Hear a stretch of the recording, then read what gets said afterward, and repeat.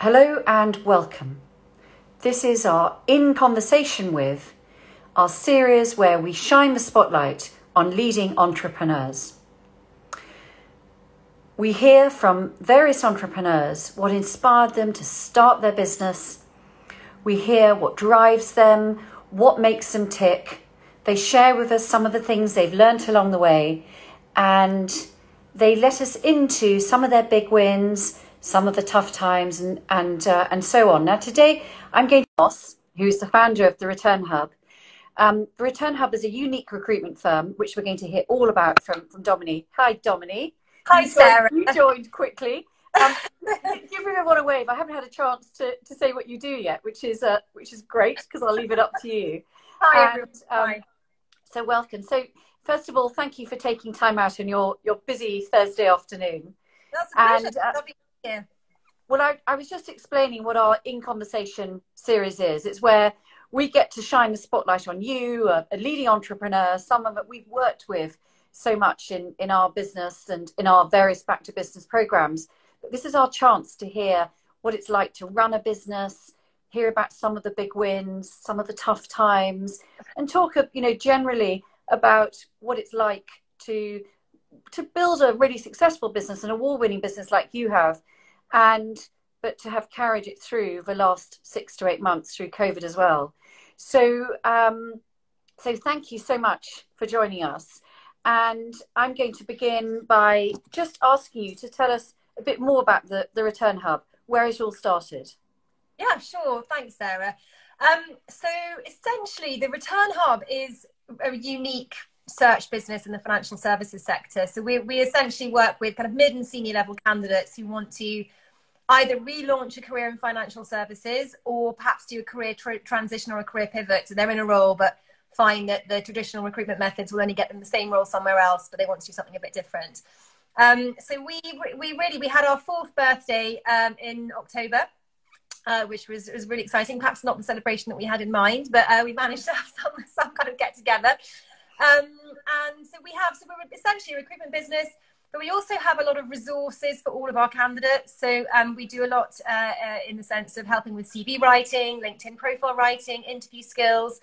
Again, we used to do events in real life, but clearly not so many of those at the moment, although we have managed to move some of those onto a virtual platform. And then we do a lot of campaigning as well. So we talk a lot in the press and the media on the topic of diversity and also the future of work. Super. Gosh, quite a lot. Now, first of all, we've got a lot of people joining, a lot of waving going on. So thank you so much. It's great to have so many of you on board already. So look, I'm going to ask Dominie a few questions, but if there's anything you really want to know, please put them into the chat and we'll try and feed them in as we go.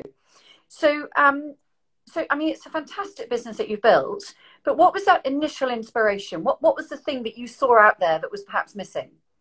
Yeah, so people talk about setting up a business, having had a light bulb moment.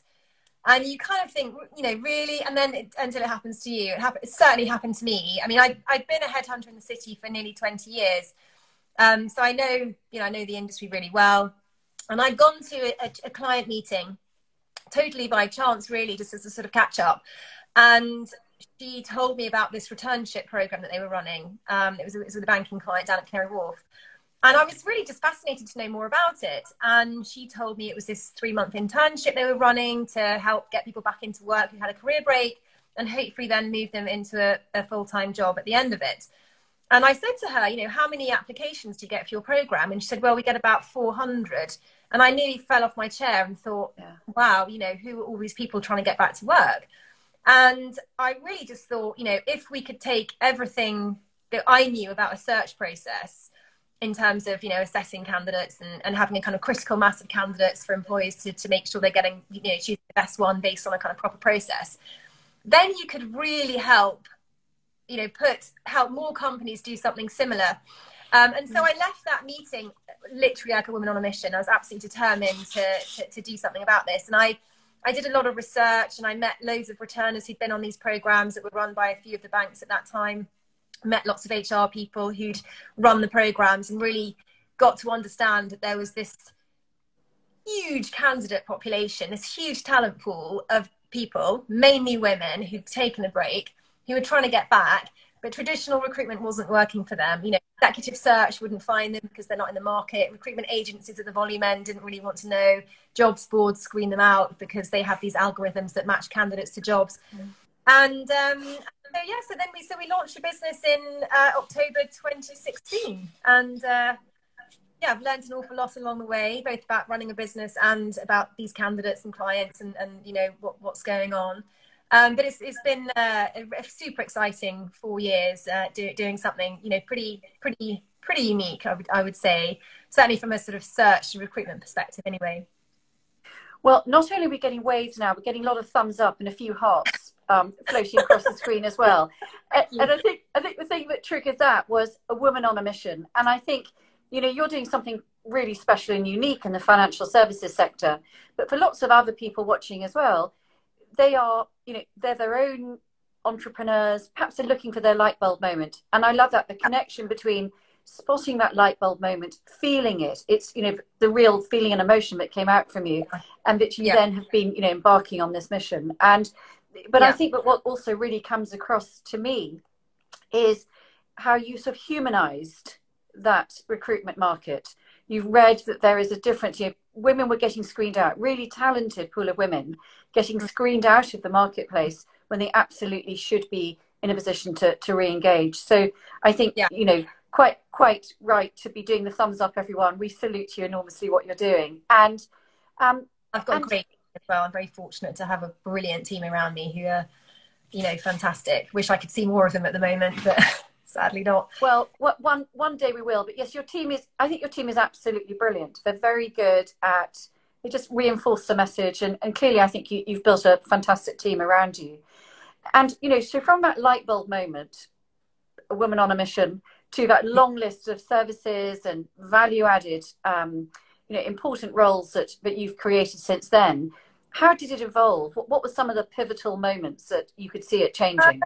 Well, I think one of the biggest things that happened quite early on is that we thought we were setting up a business to bring returnships to a wider audience, but actually very quickly realised that this candidate, you know, there was a big chunk of this candidate population that were absolutely desk ready, didn't really need or want an internship, but wanted a job. And so we very quickly decided that while there is absolutely a great place for that sort of returnship model of bringing people back in, actually what we were going to do was focus most of our attention on business as usual hiring. And that was quite a big, you know, I'm not going to say learning curve, but it was quite a big decision to sort of think, I thought I was going to do X, and actually very quickly I've realised I'm going to do Y. And that was driven, as I say, partly because we felt there was a massive candidate pool that was absolutely desk ready, and part of our job as headhunters is obviously to help make that decision, if you like. But also, I think from a sort of commercial perspective as well, you know, we wanted to be putting people back into jobs, and you know, very well understanding that unless we were commercially viable, we wouldn't be putting anybody back to work, and we'd be putting ourselves out of work. So that was sort of quite a big thing. Very quickly, I also realised that, you know, as we started to get lots and lots of candidates registering with us, we weren't going to be able to get everyone a job. Obviously, that would be unrealistic. You know, wouldn't it be great if we could? But you know, we not really realistic to sort of to go for that. But I felt very passionately that if I was saying to people, you know, come and speak to us, come and register with us, we had to have something to offer everybody to help everyone on that journey back to work. And you know, what could we do to help them with that? And so we really realized we needed to develop these resources to help them, which would be totally free. And so we partnered with the brilliant Victoria McLean at City CV. We deliver these brilliant webinars for our candidates with her on how to do your CV, how to do your LinkedIn profile, how to, you know, interview skills. And so really just something to say to everybody, look, get yourself in the best shape you can, so that if you get that interview, or if you're making that job application, you give yourself the best chance to kind of get back into work. And then obviously the campaigning side, you know, we were learning so much about this candidate population and felt there were lots of myths about returners, you know, largely that they're all mothers who want to work part-time. Again, one of the really interesting statistics that we very quickly realised from our candidate population as we gather a lot of information from them when they register is that 73% actually tick the full-time box when they register. So you know, they're wanting to kind of relaunch a career and go back into a full-time role, or, you know, albeit with a degree of flexibility maybe. And obviously the flexible working conversation is a much bigger one, but is rapidly evolving at the moment as a result of COVID. But yeah, I suppose those were some of sort of the, you know, the big sort of evolutions, I suppose, in the early days. And that actually continues. We've had a bit of spare time on our hands, as you can imagine, over lockdown, March, April, May, June, which hopefully we put to good use, and we'll be launching our Digital Career Academy in the new year, which will provide further resources for you know, further sort of career tools, the digital career tools for to hopefully help more candidates. That's brilliant. And I think that's really important for everyone to know that. So look, you've achieved a lot and very quickly. And, you know, as we were saying, applaud you for that. But if we could ask you to speak candidly and share what's been some of the hardest moments in creating the business? Gosh, yeah, well, there's definitely been a few moments where you sort of, you know, you perhaps waver a bit. I think one of the hardest things that happened to me very early on was a client meeting that I'd been with the client. We'd had several meetings and it had all been going really, really well. And they asked us to put a proposal together for them. And when the response to the proposal was very, very negative from a commercial perspective, that they somehow felt that we were sort of maybe some sort of charitable organization trying to do, I don't know, something like that. Anyway, and it's such a mismatch of what I was expecting the response to be versus what it actually was, that it knocked me for six. And I think actually I probably burst into tears when I got off the phone because I was so shocked. And I thought, no, come on, how could this have happened? Why has this happened this way? How has this happened? And I got back in touch with the client that had first told me about her returnship and said, look, this has happened. Have I just got this all wrong? And she said, no, you haven't. Come and have a glass of wine. And we sat down and she said, don't let it derail this. This is a complete one-off. They've got it wrong, not you. Carry on. And that was a real moment where I needed someone else to kind of pick me up and go, you're all right. This is fine. This is, you know, keep going. And thank goodness for her, because I did put that episode behind me and carried on, and it never happened again. So that was a bit of a knock, but you know, a real lesson as well. And all of these things that happen that kind of give you a bit of a knock. I don't know whether you find the same, Sarah. You look back and you think, I'm glad that happened because I learned so much from it, and it actually led me on a path to do something else or something better. I couldn't agree more. They are, you know, every day there's a challenge of some description, and these are pivotal moments. So I call them sort of punctuation marks, where you grow from them, you learn from them, and you become better at seeing them coming and how to manage them. But they are it's part of the learning curve of running a business. You know, if it was easy, everybody would be doing it and everyone would be doing it very successfully. And you know, it is a genuine journey. And, you know, to use the word journey is, you know, perhaps a bit flippant at times, and people can use it very easily. But it's very tough, and you're constantly having to stay current. And I think this is something about COVID, which has been so interesting, is that everybody has had to reestablish themselves into the current. And no one was safe, or no one was immune, as it were, from business risk. And, you know, you're obviously the same. Yeah, I think that's right. I think the other thing that has been really, I suppose, kind of focused my mind is how sometimes fear can really hold you back and really stop you doing things. I heard someone recently on the radio. She was an author, I think, and she'd written her first book in her 40s.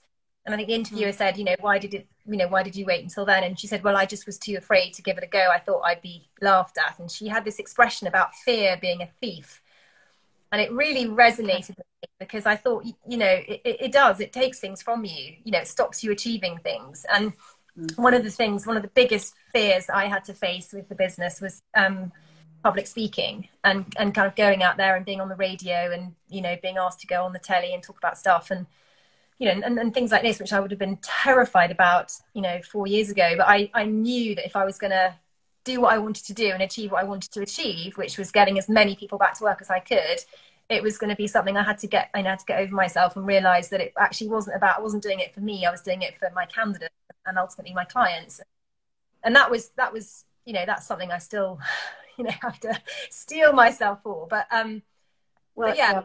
You know, when you're doing things that are outside of your comfort zone and taking those risks, that's when exciting things happen. You know, that's when the cool stuff happens. You know, when you're going outside of that safety net of where you feel comfortable. Completely agree. And here you are. I mean, you've got everyone watching you now live, not wishing to put any pressure on you. But you know, and I think that's a really candid revelation that, you know, that you had a fear of public speaking, and you carry with you to a degree, you know, today.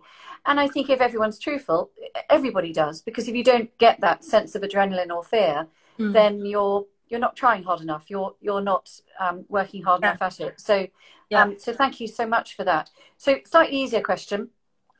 We've got so many people joining us. This is fantastic. What's been the most rewarding aspect? Oh gosh, so much of it has been rewarding. I have loved so many. It's so hard to kind of pick one thing. I mean, you know, obviously it's a real buzz when you place a candidate back into a job. I mean, that is a real buzz. And, you know, obviously, you know, the feedback that we get from our candidates and our clients is brilliant. You know, that is incredibly rewarding. In working with the team, as I said before, you know, I feel very lucky to have a really great team around me, and you know, miss being together in the office. We probably don't miss the commute. I don't miss the Northern Line, that's for sure. But yeah, so many things. I mean, we were lucky enough to win an award at the Women in Investment Awards a couple of years ago, and and also with the City, Vanessa Vallely's brilliant We Are the City. We won the Diversity Champion Award, which was really, really thrilling and exciting, you know, just on behalf of all of our candidates and our clients. And, you know, that sort of recognition. And I think, you know, those are moments to sort of, you know, celebrate with the team. But yeah, there's lots. I mean, we do have those moments where we celebrate, you know, our birthdays and Christmas and all of that, to really just, you know, sort of take stock. Lots of rewarding moments. Brilliant, thank you. And I mean, you talked briefly just now about the Digital Academy, but what do you see happening in your business in the coming 6 months? Gosh, I mean, isn't crystal ball gazing at the moment so hard? This is where everyone needs to take notes. Yeah, well, we had a get together actually in the summer at some point when we were all allowed to get together at one of my colleagues at Claire's house outside in her lovely garden. But before that, the strategy meeting that we had in February, when, you know, we just got the general election out of the way, you know, Brexit, there was some certainty around that. We had a majority government with 5 years. You know, business conditions could not have been better. You know, we were all thinking, we've been on pause for so long with the Brexit question hanging around and indecisions and all that kind of stuff, that, you know, February came around and we were just sort of thinking, brilliant, you know, let's get going, growth, and, you know, let's go for it. 2020 is going to be great. And of course, within the matter of weeks, that had literally just turned on a sixpence, and the best laid plans had you know, turned out to be, you know, pretty much out of date. And obviously that was true for pretty much every business probably in the world. So I sort of thinking now about what are my 6-month plans. It's, you know, you sort of think, gosh, you know, what is it? But I think, you know, one of the things we've noticed over the last few months, I suppose, is that there is an increasing commitment to diversity amongst employers and making sure they create a diverse workforce. Now, I always feel slightly funny using the word diversity about women, given that we are over half of the population. But you know, but given we are where we are, so you know, I think in the first period of lockdown, you know, we were definitely thinking, is anyone going to care about this anymore? Is this going to be jettisoned into the long grass as companies focus on survival? But actually, I think what's happened is a lot of this change has given organizations a reason to think about refreshing the bench, how are they going to do that? And when they're looking at partnering with firms to help them do that, they're wanting to use firms which have the ability to tap into a candidate pool that they can't find themselves. You know, so I think actually next year we will, you know, one has to be optimistic. I think you can't be an entrepreneur and not be optimistic, but I feel quietly optimistic that 2021 will be, you know, will be okay. And I know you and I were obviously talking about this yesterday, Sarah, weren't we? And you know, that I don't think the picture is necessarily as kind of doom and gloom as perhaps one might first think. Obviously vaccine dependent, and possibly still, you know, what happens with Brexit, but quietly optimistic. And then obviously our Digital Career Academy, which will be launching in January. So if anyone's interested in that, then do keep an eye on our website, and obviously we'll be posting on social media about it too.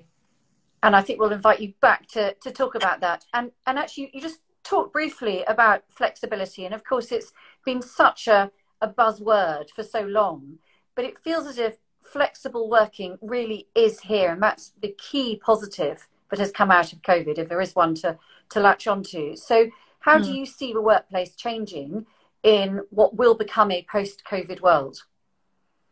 Yeah, I mean, I think it's going to depend on all sorts of different things. You know, there's definitely an expectation from candidates that everyone's going to be doing flexible working, and can we work from home, and you know, all of that. And whilst that will, I'm sure, be true for a lot of businesses, there will be more flexible working kind of baked into roles.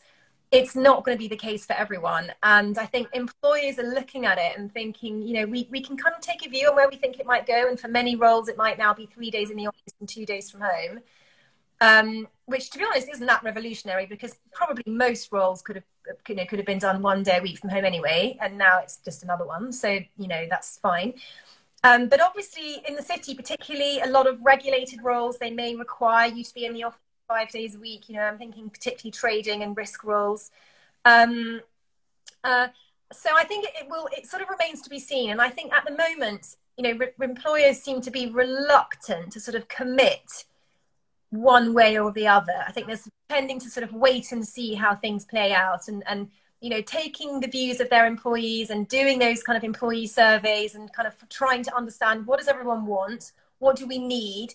And really importantly, how do we maintain our culture as an organization if we've got so many people working, you know, out of the office? And, you know, we certainly know a number of clients who are worried about that. You know, how do they maintain their culture and their brand, you know, their sense of who they are? If people are not in the office, as if they're out of the office more than they're in the office, let's say. Very interesting times, and you know, something very different that is going to be emerging, I think. Yeah. And I think many people who will be listening into this either now or later on, because we will share this onto IGTV, is there'll be many people who will be thinking about returning back to the corporate world, who've had lots of time to think perhaps over the last few months about their own position and what they would like to do. What would be your advice to get themselves either into that early stage, or, as you said before, desk ready? You know, what's the best place to be in to be prepared for this new normal that we can hope for in next year? Yeah. Well, there's the practical things. Obviously, you know, make sure that your CV is the best it can be. Make sure your profile is the best it can be. You know, get back in touch with your network. You know, one of the good things about people working from home is they tend to have got time to have a call, or have a Zoom call or a phone call. So it's definitely easier to get hold of people. So you can definitely do all those practical things. I think on the sort of home front, if you know, don't expect everything to all be perfectly aligned and for the timing to be perfect before you can go back to work, because if you wait for that time, you'll never do it. You know, trust that once you get back to work, those things will all fall into place. You know, there's always a reason to say I'm going to put it off. You know, it might be children have got exams, or there's something going on at home, or you know, it's a summer holiday or something. There's always something. So you can very easily talk yourself out of it. But you know, just trust that things will all fall into place. Dominie, thank you so much for joining us, and thank you for being so candid. I love that. Women on a mission. And I think that anyone watching, if you have a fear of public speaking, here is proof itself that you can overcome it. even if you are still telling us you have those fears inside, you certainly don't come across. So thank you so much. And I think I just want to leave us with this message of, you know, when you take risks, when you go out of your comfort zone, exciting things can happen. Dominie Moss, Woman on a Mission. That was amazing. Thank you. Thank you so much. And thank you to everyone for joining. Bye. Thank you. Bye-bye.